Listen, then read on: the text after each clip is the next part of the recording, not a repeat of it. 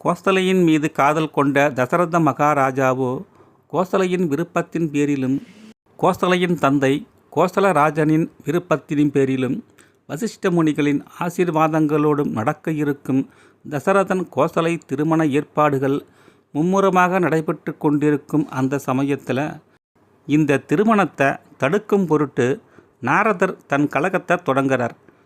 இலங்கை வேந்தன் ராவணேஸ்வரனிடம் சென்ற நாரத மகரிஷி தன் கலகத்தை தொடங்குகிறாரு. தசரதனுக்கும் கோசலைக்கும் திருமணம் நடந்தால் அவர்களுக்கு பிறக்க இருக்கும் குழந்தையால் உன் உயிருக்கு ஆபத்து அப்படின்னு ராவணனிடம் சொல்கிறாரு நாரதர். இதனை கேட்டு மிகவும் அதிர்ந்து போகிறான் ராவணன். அதனால் தசரதனுக்கும் கோசலைக்கும் நடக்க இருக்கும் திருமணத்தை எப்படியாவது தடுத்து நிறுத்தியாக வேண்டும் அப்படின்னு ஒரு சதித்திட்டம் தீட்டுறான். அதன்படி தன் நம்பிக்கைக்குரிய ஆட்களை அழைத்து கோசலையை கடத்தி ஒரு பெட்டிக்குள் அடைத்து கங்கையில் வீசுமாறு உத்தரவு பிறப்பிக்கிறான். அதன்படி அவனுடைய ஆட்கள் கோசலையை கடத்தி ஒரு பெட்டியில் அடைத்து சரையு நதியில் வீசுகிறாங்க. இந்த நிகழ்ச்சியை காட்டுக்கு வேட்டையாட சென்ற தசரத மன்னன் நேரில் இந்த நிகழ்ச்சியை பார்த்தவருக்கு இதில் ஏதோ சூழ்ச்சி இருக்குது அப்படின்னு நினச்சி அந்த பெட்டியை பின்தொடர்ந்து அவரும் அந்த கங்கையாற்றில் குதித்து நீந்த தொடங்குறாரு.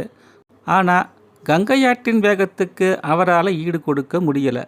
ஒரு கட்டத்தில் அந்த தண்ணியிலேயே மயக்கமாகி மூழ்கத் தொடங்குறாரு.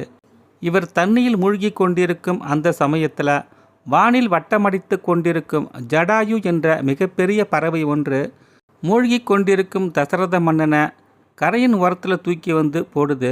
அப்பொழுது மயக்கம் தெளிந்த தசரத மன்னன் ஜடாயு பறவையிடம் நடந்த விஷயங்களை சொல்லி அந்த பெட்டியில் ஏதோ மர்மம் இருக்குது, அந்த பெட்டியையும் எடுத்து திறந்து பார்க்க வேண்டும் அப்படின்னு சொல்கிறாரு. இதனை கேட்ட ஜடாயு தசரத மன்னனை தன்னோட முதுகில் சுமந்து கொண்டு அந்த பெட்டியை தேடி 2 பேரும் போகிறாங்க. அப்படி போய்கொண்டிருக்கும் சமயத்தில் அந்த பெட்டி ஒரு தீவின் கரையில் ஒதுங்கி இருக்குது. இதனை பார்த்து மகிழ்ந்த தசரத மன்னன் அந்த பெட்டியை திறந்து உயிரோடு இருக்கும் கோசலையை பார்த்து மிகவும் வேதனைப்படுறாரு. கோசலையை பார்த்து அதிர்ந்த தசரத மன்னனோ, உனக்கா இந்த நிலைமை, உன்னை யார் இந்த பெட்டியில் அடைத்தது அப்படின்னு சொல்லி கோசலையை அந்த பெட்டியிலிருந்து தூக்கி கீழே இறக்கி வைக்கிறாரு. தசரத மன்னனுக்கும் கோசலைக்கும் திருமணம் செய்ய ஏற்பாடு செய்யப்பட்டிருந்த நேரம் தசரத மன்னன் கோசலையை காப்பாற்றிய நேரம்தான். அதனால் அப்பொழுதே கோசலையை திருமணம் செய்து கொள்ள விரும்பிய தசரத மகாராஜா கோசலையை யார் முன்னிலையில் நாம் திருமணம் செய்து கொள்வது அப்படின்னு அவர் யோசித்து கொண்டிருந்த சமயத்தில் நாரத மகரிஷி அங்கே வராரு. அது மட்டும் இல்லாமல் தான் சகோதரனாக ஏற்றுக்கொண்ட ஜடாயு என்ற கழுகு பறவையும் அங்கே இருப்பதனால தசரத மகாராஜா மிகுந்த மகிழ்ச்சியோட கோசலையை திருமணம் செய்து கொள்கிறாரு. திருமணம் முடிந்த கையோடு தசரதனையும் கோசலையையும் ஜடாயு பறவை தன் முதுகில் அமர்த்தி அவர்கள் இருவரையும் அவர்களுடைய அரண்மனை வரை அழைத்து சென்று விட்டு வந்ததாம். இந்த நிகழ்ச்சியின் மூலம் தசரத மன்னன் ஜடாயுவை தன்னோட சகோதரனாக அவர் ஏற்றுக்கொள்கிறாரு. இந்த சம்பவங்களுக்கு முன்னாலேயே கோசலையை பெட்டியில் அடைத்து ஆற்றில் விட்டதையும் அந்த பெட்டியை பின்தொடர்ந்து தசரத மகாராஜா நீரில் மூழ்கியதையும் ராவணனும் மறைந்திருந்து பார்க்குறான். ஆனால் ஒரு கட்டத்தில் தசரத மகாராஜா நீரில் மூழ்கியதை கண்டு ராவணன் தசரத மகாராஜாவும் கோசலையும் இந்த கங்கை ஆற்றிலேயே இறந்து போயிட்டாங்க அப்படின்னு சந்தோஷமாக தன்னோட அரண்மனைக்கு திரும்பி போனவனுக்கு அவங்க 2 பேருமே உயிரோடு அவங்களுடைய அரண்மனைக்கு திரும்பி போயிட்டாங்க அப்படின்ற விஷயம் அவனுக்கு தெரியலை.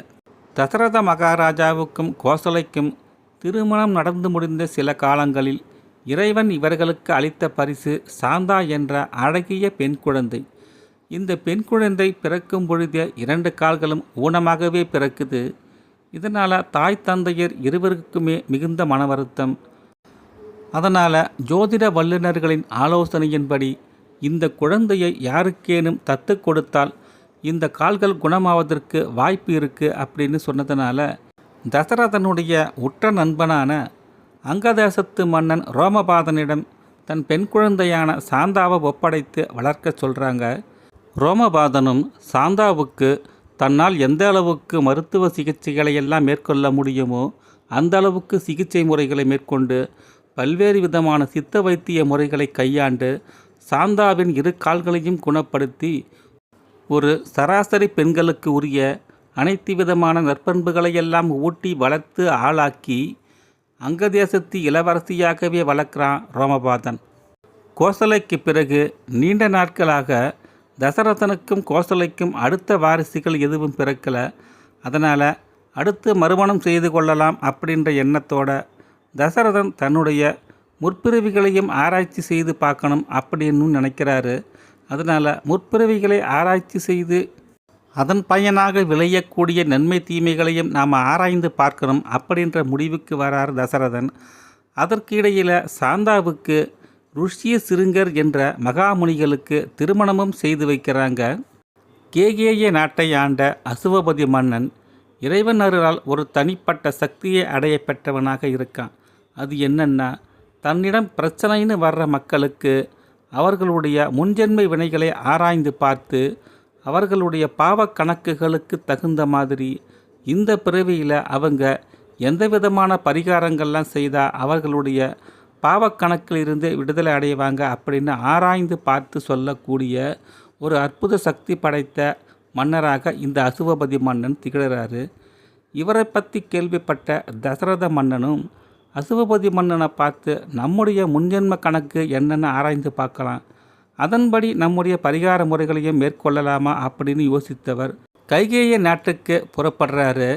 அப்படி கைகேய நாட்டுக்கு புறப்பட்ட தசரத மன்னன் அரண்மனையை அடைந்தவுடன் அசுவபதி மன்னனை பார்ப்பதற்கு முன்னர் அவருடைய மகள் கைகேயியை பார்க்கிறாரு.